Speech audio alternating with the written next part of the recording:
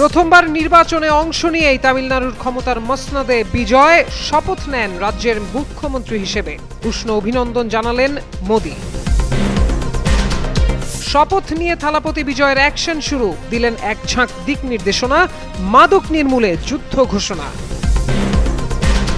ফের আলোচনায় শুভেন্দু অধিকারীর ঘুষ নেয়ার পুরনো ভিডিও, রাজনৈতিক অঙ্গন জুড়ে তোলপাড়, বিজেপির অস্ত্র বুমেরাং হয়ে আঘাত এনেছে, মন্তব্য বিশ্লেষকদের।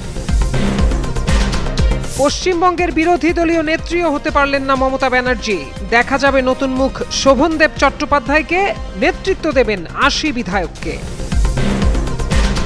ফের হরমুজ প্রণালী নিয়ে উত্তেজনা চরমে, বাহরাইনকে ইরানের কঠোর বার্তা, চিরতরে এই জলপথ বন্ধের হুঁশিয়ারি।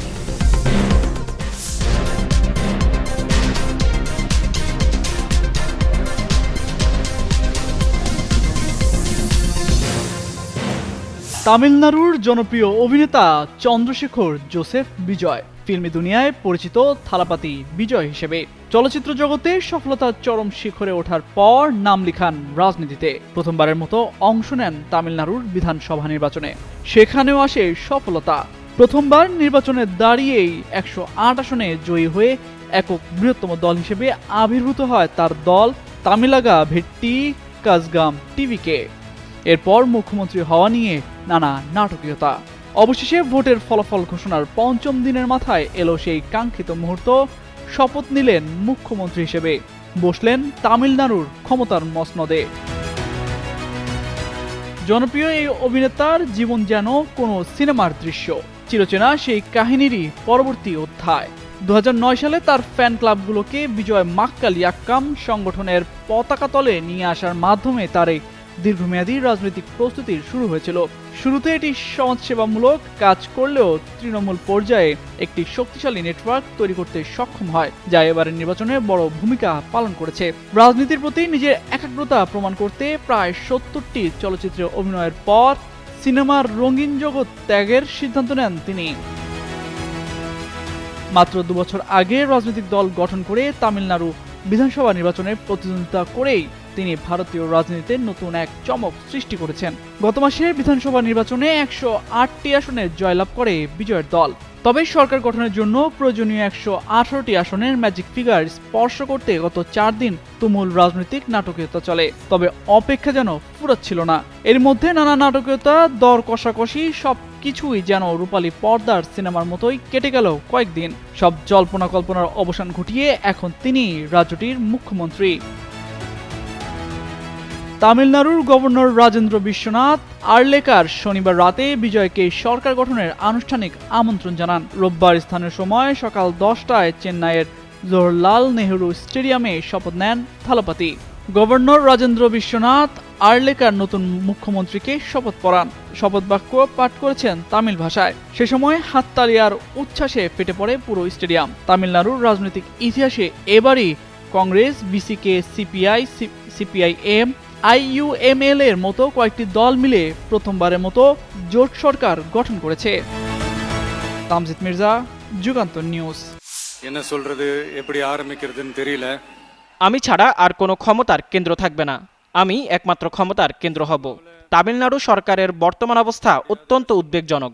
রাজ্যের মোট ঋণ ১০ লাখ কোটি রুপির বেশি হয়ে গেছে। সরকারি কোষাগার প্রায় খালি করে ফেলা হয়েছে এবং অসহনীয় বোঝা রেখে যাওয়া হয়েছে। এমন পরিস্থিতিতেই আমরা দায়িত্ব নিয়েছি। দায়িত্ব নেওয়ার পরই প্রকৃত অবস্থা জানা সম্ভব হবে। সবকিছু মূল্যায়নের পর আমরা একটি শ্বেতপত্র প্রকাশ করব। আমি স্বচ্ছ সরকার পরিচালনা করতে চাই, জনগণকে প্রকৃত অবস্থা জানাতে চাই এবং সেখান থেকেই এগোতে চাই। সেটাই হবে আমার প্রথম দায়িত্ব। আজ আপনারাই সেই কারণ যার জন্য আমি বলতে পারছি আমি শ্রী জোসেফ বিজয়। আমি কোনো ত্রাণকর্তা নই, আমি একজন সাধারণ মানুষ যিনি সাধারণ জীবন যাপন করেন। আমি মানুষকে মিথ্যা প্রতিশ্রুতি দিয়ে প্রতারণা করব না। যা সম্ভব শুধু সেটাই করব। অনেকেই ভাবতে পারেন অসম্ভব মনে হওয়া কাজ আদৌ সম্ভব কিনা, কিন্তু কোটি কোটি মানুষ যখন আমার পাশে দাঁড়ায় তখন আমি বিশ্বাস করি সব কিছুই সম্ভব। সে আত্মবিশ্বাস আমার আছে। একজন সহকারী পরিচালকের ছেলে হিসেবে যিনি সিনেমায় সফল হতে কঠোর সংগ্রাম করেছেন, আমি দারিদ্র্য আর ক্ষুধার অর্থ খুব ভালোভাবেই জানি। আমি কোনো রাজপরিবার থেকে আসিনি, আমি আপনাদের পরিবারেরই একজন। আপনারাও আমাকে সেভাবে দেখছেন বলেই সিনেমায় এত বড় জায়গা দিয়েছেন। সবকিছু ছেড়ে আমি রাজনীতিতে এসেছি আপনাদের কাছে আমার কৃতজ্ঞতার ঋণ শোধ করতে, আর আপনারা আমাকে ভালোবাসা দিয়ে গ্রহণ করেছেন। আজ থেকে ধর্মনিরপেক্ষ সামাজিক ন্যায়ের নতুন যুগ শুরু হলো। পশ্চিমবঙ্গের রাজনৈতিক অঙ্গনে শুভেন্দু অধিকারীর ঘুষ নেয়ার একটি পুরনো ভিডিও নতুন করে ভাইরাল হওয়ায় রাজ্য রাজনীতিতে ব্যাপক তোলপাড় শুরু হয়েছে। মূলত 2016 সালের ওই ভিডিওটি একসময় বিজেপি তৃণমূল কংগ্রেসকে লক্ষ্য করে ব্যবহার করলেও এখন সেটি বুমেরাং হয়ে তাদের উপরে ফিরে এসেছে।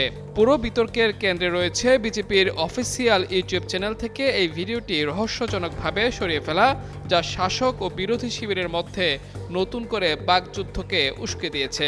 ঘটনাটি 2016 সালের, যখন নারদা স্ট্রিং অপারেশনের আদলে একটি ভিডিও প্রকাশ করে বিজেপি দাবি করেছিল তৎকালীন তৃণমূল নেতা শুভেন্দু অধিকারী এবং মুকুল রায় সহ শীর্ষ নেতারা বিভিন্ন স্থানে অর্থের লেনদেন করছেন। সেই সময় এই ভিডিওটিকে প্রধান হাতিয়ার বানিয়ে মমতা বন্দ্যোপাধ্যায়ের সরকারের বিরুদ্ধে ব্যাপক দুর্নীতির অভিযোগ তুলেছিল বিজেপি। কিন্তু পশ্চিমবঙ্গের রাজনৈতিক সমীকরণ বদলে যাওয়ায় বিজেপি তাদের সামাজিক যোগাযোগ মাধ্যম ও ইউটিউব চ্যানেল থেকে এই বিতর্কিত ভিডিওটি সরিয়ে ফেলে। তবুও বিভিন্ন অনানুষ্ঠানিক প্ল্যাটফর্মে ভিডিওটি এখন ঝড়ের গতিতে ছড়িয়ে পড়ছে। ভারতের পশ্চিমবঙ্গের দীর্ঘ ১.৫ দশকের রাজনৈতিক আধিপত্যে অবসান ঘটিয়ে এবার ক্ষমতায় এসেছে ভারতীয় জনতা পার্টি বিজেপি। রাজ্যের রাজনৈতিক মানচিত্রে এই বড় পরিবর্তনের পর নতুন বাস্তবতায় বিরোধী দলের আসনে বসেছে তৃণমূল কংগ্রেস। আর সেই নতুন অধ্যায়ে পশ্চিমবঙ্গ বিধানসভার বিরোধী দলনেতা হিসেবে নির্বাচিত হয়েছেন দলের প্রবীণ নেতা ও বালিগঞ্জের বিধায়ক শোভনদেব চট্টোপাধ্যায়। শনিবার রাতে তৃণমূল কংগ্রেসের পক্ষ থেকে আনুষ্ঠানিকভাবে এ ঘোষণা দেওয়া হয়। এর আগে একই দিন কলকাতার ঐতিহাসিক ব্রিগেড প্যারেড গ্রাউন্ডে জাঁকজমকপূর্ণ অনুষ্ঠানের মধ্য দিয়ে মুখ্যমন্ত্রী হিসেবে শপথ নেন বিজেপি নেতা শুভেন্দু অধিকারী। শপথের পরপরই রাজ্যের নতুন রাজনৈতিক সমীকরণ নিয়ে আলোচনা শুরু হয়। বিশেষ করে বিধানসভার বিরোধী দলের নেতৃত্ব কার হাতে যাবে তা নিয়ে রাজনৈতিক মহলে ছিল ব্যাপক জল্পনা। অবশেষে দলনেত্রী মমতা বন্দ্যোপাধ্যায় আস্থাভাজন শোভনদেব চট্টোপাধ্যায়ের হাতেই সেই দায়িত্ব তুলে দেওয়া হয়। দীর্ঘদিন ধরে মমতা বন্দ্যোপাধ্যায়ের ঘনিষ্ঠ সহযোগী হিসেবে পরিচিত শোভনদেব চট্টোপাধ্যায় অতীতে রাজ্যের মন্ত্রী হিসেবেও দায়িত্ব পালন করেছেন। 2021 সালে মমতা বন্দ্যোপাধ্যায় ভবানীপুর উপনির্বাচনে প্রতিদ্বন্দ্বিতা করার জন্য নিজে আসন ছেড়ে দিয়েছিলেন তিনি। এবারের নির্বাচনে তৃণমূল বড় ধাক্কা খেল বালিগঞ্জ আসন থেকে জয় তুলে নেন শোভনদেব। তার কাঁধেই এখন বিধানসভা দলে 80 জন বিধায়কের নেতৃত্ব দেওয়ার দায়িত্ব পড়েছে। একই সঙ্গে বিধানসভায় তৃণমূল পরিষদীয় দলে চিফ হুইপ করা হয়েছে কলকাতা বন্দর কেন্দ্রের বিধায়ক ফিরহান হামিদকে। পাশাপাশি উপবিরোধী দলনেতা হিসেবে দায়িত্ব পেয়েছেন চৌরঙ্গীর বিধায়ক ও অভিনেতা নয়না বন্দ্যোপাধ্যায় এবং ধনেখালী বিধায়ক অসীমা পাত্র। রাজনৈতিক বিশ্লেষকদের মতে প্রবীণ ও তরুণ নেতৃত্বের সমন্বয়ে নতুন বিরোধী কৌশল সাজাতে চাইছে তৃণমূল। ক্ষমতা হারলেও রাজ্যের রাজনীতিতে শক্ত অবস্থান ধরে রাখার বার্তা দিয়েছে দলনেত্রী মমতা বন্দ্যোপাধ্যায়।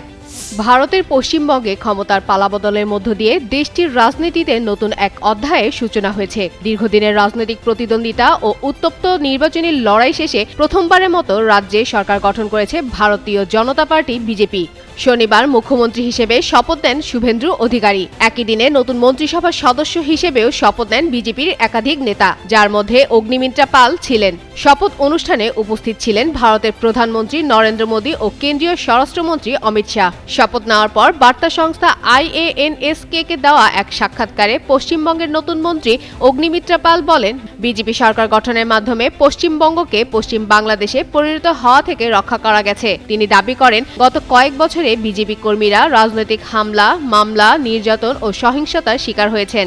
আবেগঘন প্রতিক্রিয়ায় তিনি বলেন, এখনো বিশ্বাস করতে পারছি না যে সত্যি আমাদের সরকার হয়েছে। অগ্নিমিত্রা পাল আরও বলেন, জনসংঘের প্রতিষ্ঠাতা শ্যামাপ্রসাদ মুখার্জির স্বপ্ন বাস্তবায়িত হয়েছে। তার অভিযোগ, তুষ্টিকরণের রাজনীতির মাধ্যমে পশ্চিমবঙ্গের ভাষা, সংস্কৃতি ও পরিচয় বদলে ফেলার চেষ্টা চলছিল। বিজেপির বিজয় সেই প্রবণতাকে থামিয়েছে বলেও মন্তব্য করেন তিনি। তবে তৃণমূল কংগ্রেস এসব বক্তব্যকে রাজনৈতিক প্রচারণা হিসেবে আখ্যা দিয়েছেন। দলটির নেতাদের দাবি, বিজেপি বিভাজনের রাজনীতি উস্কে দিয়ে রাজ্যে ধর্মীয় উত্তেজনা বাড়ানোর চেষ্টা করছে। হরমুজ প্রণালী যেন আবারও মধ্যপ্রাচ্যে অস্থির ভূরাজনীতি কেন্দ্রবিন্দুতে পরিণত হয়েছে। বিশ্বের জ্বালানি বাণিজ্যের অন্যতম গুরুত্বপূর্ণ এই জলপথ ঘিরে নতুন করে উত্তেজনা ছড়িয়ে পড়েছে ইরান, যুক্তরাষ্ট্র ও উপসাগরীয় মিত্রদের মধ্যে। তেহরানের সাম্প্রতিক হুঁশিয়ারি আন্তর্জাতিক অঙ্গনে যুদ্ধের আশঙ্কাকে আরও উস্কে দিয়েছে। ইরান এবার সরাসরি সতর্ক করেছে, প্রয়োজন হলে হরমুজ প্রণালী চিরতরে বন্ধ করে দেওয়া হতে পারে। দেশটির সংসদীয় জাতীয় নিরাপত্তা ও বৈশ্বিক নীতি বিষয়ক কমিটির চেয়ারম্যান ইব্রাহিম আজিজি সামাজিক যোগাযোগ মাধ্যম এক্সে দেওয়া এক বার্তায় বলেন, যুক্তরাষ্ট্র সমর্থিত প্রস্তাবের পক্ষে অবস্থান নেওয়া বাহরাইনের মতো দেশগুলোকে এই ভয়াবহ পরিণতি বিবেচনায় করতে হবে। মূলত যুক্তরাষ্ট্র ও বাহরাইনের যৌথ উদ্যোগে জাতিসংঘে ইরান বিরোধী একটি খসড়া প্রস্তাব ঘিরে পরিস্থিতি উত্তপ্ত হয়ে উঠেছে। গত এপ্রিলে একই ধরনের একটি প্রস্তাবে চীন ও রাশিয়া ভেটো দিয়েছিল। এরই মধ্যে মার্কিন প্রেসিডেন্ট ডোনাল্ড ট্রাম্প ইরানের জাহাজ ও বন্দরগুলোর ওপর নতুন অবরোধের ঘোষণা দেওয়ায় পাল্টা কঠোর অবস্থান নিয়েছে তেহরান। গত ফেব্রুয়ারি থেকে শুরু হওয়া যুক্তরাষ্ট্র ও ইসরায়েলি আগ্রাসনের জবাবে ইরান ইতিমধ্যেই তার শত্রু ও মিত্র দেশগুলোর জন্য এই জলপথ বন্ধ করে রেখেছে। ইরানের দাবি, ওয়াশিংটনের পদক্ষেপ আঞ্চলিক স্থিতিশীলতার জন্য হুমকি তৈরি করেছে। তাই হরমুজ প্রণালীতে নতুন আইনি শাসন চালুর উদ্যোগ নিয়েছে দেশটির সংসদ। প্রস্তাবিত আইনে ইসরায়েলি মালিকানাধীন জাহাজ চলাচলে নিষেধাজ্ঞা আরোপের পাশাপাশি যুক্তরাষ্ট্র সহ শত্রু ভাবাপন্ন দেশের জাহাজের বিরুদ্ধেও কঠোর বিধিনিষেধের কথা বলা হয়েছে। এছাড়াও এই জলপথ দিয়ে চলাচলকারী অন্যান্য জাহাজকে নির্দিষ্ট টোল দিতে হবে, যা ইরানের প্রতিরক্ষা সক্ষমতা বাড়ানো এবং অবকাঠামো উন্নয়নের কাজে ব্যয় করা হবে। সংশ্লিষ্ট কর্তৃপক্ষ বলছে, মার্কিন চাপ মোকাবেলায় ইরান তার জাতীয় স্বার্থ রক্ষায় কোনো ছাড় দেবে না।